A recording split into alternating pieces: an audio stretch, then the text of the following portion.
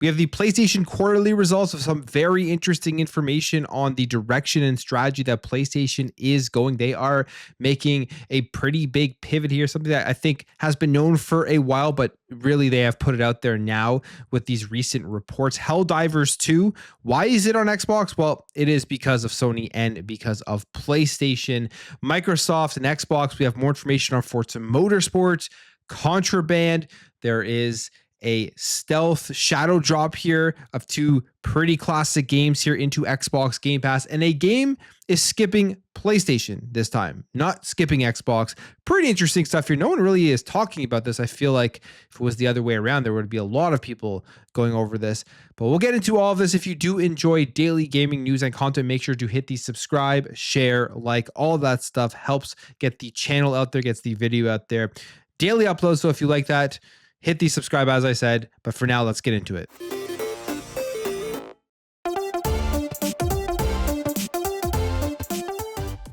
So the PlayStation quarterly results are here, and they are very good. PlayStation had a phenomenal Q1 fiscal year 2026. Everything is up. The console sales are booming. The PS5 is doing very well right now. So here is everything you need to know. If you care about the financials, if you care about the money that these companies make, which at the end of the day affects the games and everything that you get to play, because this is what they look at if they improve and if they put more resources towards that division, of course. But PlayStation quarterly results here for fiscal year 2026 Q1. Over 80.3 million PS5 consoles shipped in total. I believe right now that is behind the PS4, so it is going to land in the range of the PS4 sales. I don't know if it will surpass it or beat it, but it will land in the range. It's a successful generation in terms of console sales. I could see the PS5 hitting over the 100 million sales mark by the end of it, so they will probably be pretty happy with that, especially if you take a look at the pricing. It was higher. They didn't reduce prices, and it seems like it just really isn't going in any direction but up, at least when it comes to the pricing of the consoles this generation. The PS5 hardware sales increased by 4.1% this quarter to 2.5 million. Game and network services sales are up 8% year over year. Operating income profit climbed 127%, which is big. Software sales reached 65.9 million, up 23% year over year. And the PSN monthly active users increased 6% from 116 million to 123 million players. And that's during the same period in the previous fiscal year. So everything is looking good right now at the PlayStation division, at least in these Q1 results. And you have to ask yourself, what does this mean for PlayStation? What does this mean for the direction? Well, I have a couple of thoughts on this. I mean, if anything, this really does show, the more that we do see these numbers, something that I've talked about now for years, not even just recently, as a lot of people have been really going over this, but years I've been talking about how exclusives are not the main reason why people do buy consoles. And you can take a look at these sales.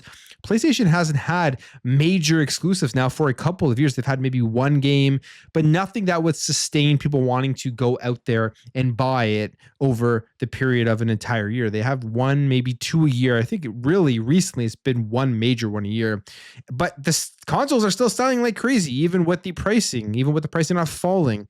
It's because people have locked in to their ecosystem, their digital catalogs, and because PlayStation is the console that a lot of people pick up to play games like Fortnite, Call of Duty. And as of recent, we're seeing the sales charts to play Xbox games as they are topping the charts. People potentially are picking up PlayStations now to go ahead and buy Xboxes. But that's console sales specifically, which the entire industry, except maybe aside from Nintendo right now, they don't care about nearly as much. We know Xbox doesn't care about the console sales as much. Doesn't mean they're going to stop making consoles. It just means there are far more important metrics to try to improve upon, because console sales stagnant. Generation to generation, no real major growth that is there. And these companies need to find places to grow, to keep shareholders happy, and to continue to invest in that business and bring us more content. Even Sony themselves now have realized here, this is not the place to be, the console sales. It's not where they need to continue to try and focus how they're measuring their business. And this isn't the first time they've talked about this. I feel like people, specifically PlayStation fans, just kind of want to continue to ignore this stuff. But PlayStation said this, the Sony senior vice president, Sadahiko Hayakawa, hope I said that correctly, says that they are gradually shifting their gaming business from a hardware-centric business model to a community and engagement-based platform business model, which is basically what Xbox has already done. He says here specifically, in the gaming business, we are moving away from a hardware-centric business model more to a platform business that expands the community and increases engagement. So basically, they're looking to keep people on their platform, engaged on that platform. And you can assume, especially with the recent news with the job postings and things Sony have been doing with putting their games in more places, is that they don't care how you're engaging with PlayStation. They just want you to engage, which is very, very similar to what Xbox was. Well, it's basically the exact same. They're just moving at a slower pace because they have a far bigger leeway here with the amount of consoles that they still do sell. And they also have that reach globally, which Xbox really doesn't. Xbox has more reach in North America than anything. In other places around the world, they're just not nearly as popular. So PlayStation has that, but they are moving towards that Xbox business model. That's why you're seeing games like Helldivers land on Xbox. That's why you're going to see future games land on Xbox and more games land in many different places, and why they are also trying to continue with the live service push, which has been an absolute failure right now at PlayStation. But they do comment on this, and they admit here that the shift is not going smoothly when it comes to live service, especially with games like Concord. We have this here from the report's quarterly results here. Sony's CFO saying that his live service shift is not entirely going smoothly. This is in a Q&A session. Sony's CFO Lin Tao replied that despite the negativity surrounding Sony's live service offering, thanks to the issues with Concord and Marathon, she still believes live service games are worthwhile because they've added a revenue stream that didn't exist for the company 5 years ago, saying specifically here, last year Concord shut down and this year Marathon was postponed, so somewhat negative news has been coming out. But if we look at the past 5 years, 5 years ago, live service games were almost non-existent for PlayStation Studios. We now have Helldivers 2, which is on Xbox, MLB The Show, also on Xbox, Gran Turismo 7, Bungie's Destiny 2 on Xbox. So we have these 4 live service contributing to sales and profits in a stable manner. So they're highlighting games that are in multiple places, not just Xbox, of course, on PC and other places. They want to put these games everywhere. I think the live service games potentially are landing day one on Xbox. I think that is going to be something for the future of their multiplayer live service published games. And they also say here for Q1, the live service ratio was about 40%. For the full year, it's a little less, probably between 20 to 30%. So in terms of the transformation, it's not entirely going smoothly, but from a longer term perspective, if you look at the changes over 5 years, you see there's definitely been a change. And of course, we recognize there are still many issues, so we should learn the lesson from mistakes and make sure that we introduce live service content where there's less waste and more smooth. And that's a good idea, absolutely. But they're going to continue to try to make live service games, and those will be multi-platform. Those will be going everywhere. And that's good. That's a good thing. That is the smart business move to make. They need to get more of those revenue streams. So there's going to be live service. There's going to be multi-platform games. They need to open up their revenue streams. They are seeing the writing on the wall because of the industry, because of how much more expensive it is to make games, how much longer it takes. Have to have multiple revenue streams to be able to continue to support those big cinematic third-person action adventure games that they are great at making. Now, obviously, Bungie is going to be a key to that going forward for PlayStation. When is Marathon coming out? Well, it is still scheduled here for March 2026, as I'm sure people will kind of still had some doubts as to whether it would make that date, but they say here, Sony has confirmed that Bungie's Marathon will still release by the end of its current fiscal year, which ends on March 31st, 2026. This was in the Q&A section again with the CFO Lin Tao responding to say that Marathon is still slated for release in the current financial year. And speaking about Bungie, we know with the acquisition of Bungie, one of the things that Bungie was excited about when they got acquired by Sony was they could still basically be themselves and not be fully integrated into PlayStation Studios. But of course, they have not really met their expectations. And now Sony is here taking over and they're going to be fully integrated. You can just see it here. And Lin Tao says that they're in the process of being a part of PlayStation Studios, saying this independence is getting lighter. So Bungie is shifting into a role which is becoming more a part of PlayStation Studios, and integration is also proceeding. In the long term, you can see this as an ongoing process. So the direction is to become part of PlayStation Studios. So Bungie is going to be fully integrated in the way that PlayStation Studios does their business and makes their games. And I think it is just because from the financial perspective, they probably weren't doing nearly as well as they needed to be doing and probably weren't meeting milestones, things like that, which I don't think is going to change anything for how these games release based off everything that they've talked about themselves, PlayStation, and from what we have been seeing online from like the job posting that did come out. So not sure how much of an effect that will have on Bungie, but that is the direction they are going. And when it comes to games landing on Xbox, we've seen the goalposts move so far off of any sort of soccer field or football field or whatever field that there are goalposts when it comes to how PlayStation is releasing their games. When Helldivers 2 was announced that it was coming to Xbox, you had people thinking that this wasn't a PlayStation decision. They were forced because it isn't their IP that they own. There's things like that were coming up.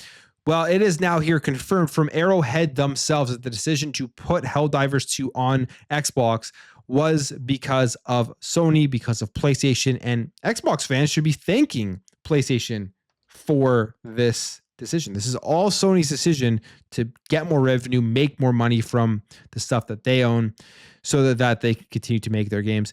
And we have this here. This was on Discord where this was put out. You have the CEO here of Arrowhead, Shams Georgiani, who's clarifying the situation. And he says this: it was all PlayStation. Send them your thanks. We were all in support, of course. And yeah, they obviously would be in support. They want more people to play the game. I think it's great. Helldivers 2 is coming to Xbox and that more people who like video games get to experience it, which it is a very cool game, fun game and everything. I have it on PC right now, but overall, there it is.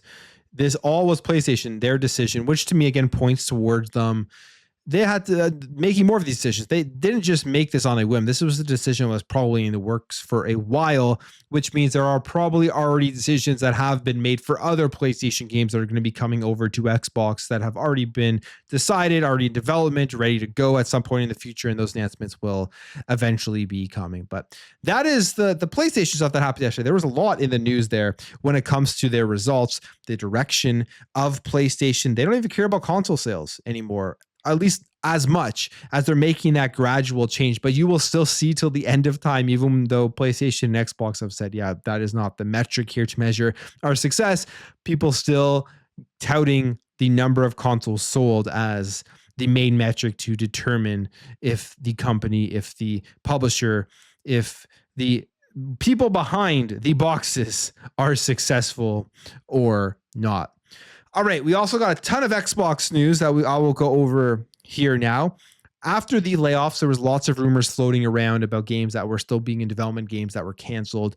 One of those games was Contraband. Now, there was no official announcement, and in fact, it looked like they were still working on the game based off of just recent job postings for Contraband. Well, not shocking at all, but Contraband has officially stopped their development. Microsoft and Xbox have basically shut it down here, as this game had not been making any progress. I think it was announced in 2021. This was supposed to be a multiplayer live service style of game, and we hadn't seen anything but this picture, logo, small video here since then. But this is according here to GameFile Steven Totillo, saying that Avalanche has stopped active development on Contraband, but didn't use the word cancel. The report said the game is on hold, citing source that the project was in the works for 5 years. So I guess technically it could still come back. It is on hold right now, but as we look at it, I'm thinking Contraband is done. Like, I don't think they're going to bring this one back. They announced it, like I said, back in, I think 2021 or 2020, whatever year it was, but development for 5 years, we've seen no progress on this. They've probably missed tons of milestones when it comes to the game. So I don't even know how many people are going to be that disappointed, because there really wasn't anything there. at this point, I feel like that game is done. Another game that was in the rumors that they were just going to shut down and end the franchise and everything. And Xbox hadn't said that.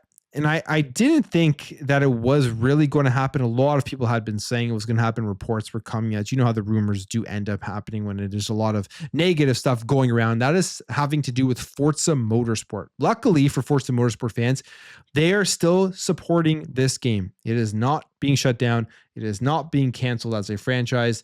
Xbox, Microsoft are still supporting it. It will continue for now. Things could change, but for right now, this is good news. So all of those previous reports were wrong. It says here, Turn 10 and Playground Games will continue to support Forza Motorsport and Forza Horizon 5. In a post on social media on Thursday, the developers said that they appreciate the support of their incredible community and wanted to make it clear that support for Forza Motorsport and Forza Horizon 5 wasn't ending, specifically saying we wanted to assure players that Turn 10 and Playground Games will continue to support Forza Motorsport and Forza Horizon 5. So they're still bringing content to this game. You're still going to be able to play it.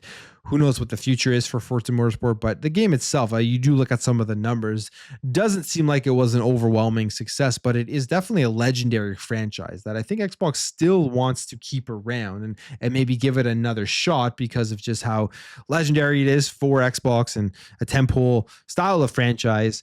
And this is good news. It is a good game. It is a great sim racer, and they're still going to continue to work on it. And then, of course, the next upcoming Forza Horizon is going to be massive, like the current one that is out on all of the platforms that it is out for. Xbox, as they do, love to shadow drop stuff on to Xbox Game Pass, stuff you can play right away when the announcement does come out. Two pretty classic games dropped here. This is very cool.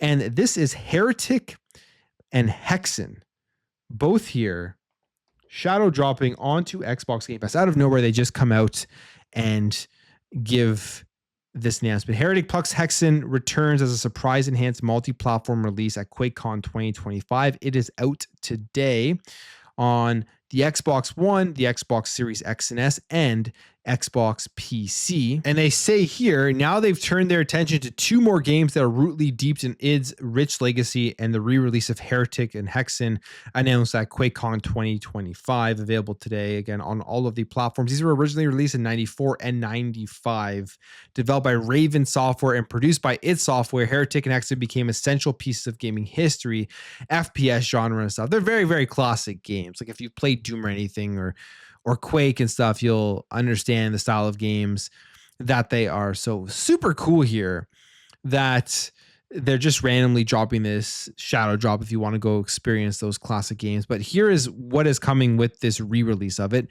They say first, performance has been improved with up to 4K resolution and 120 FPS on supported hardware, plus a variety of texture enhancements. And the game also delivers a remixed soundtrack created by Andrew Hulshult, who did Doom plus Doom 2 plus Doom Eternal, The Ancient Gods Part 1 and 2, and then Quake Champions.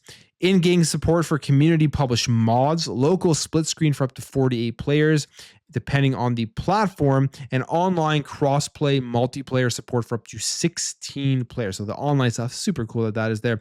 And they also say here that there is a bunch of behind-the-scenes content that will be available to explore the development and journey of Heretic and Hexen. So cool stuff there. I mean, pretty awesome that they randomly just dropped this. You can go check it out right now on Xbox Game Pass. I'm sure there will be a lot of fans of these classic games who are pretty excited to check them out.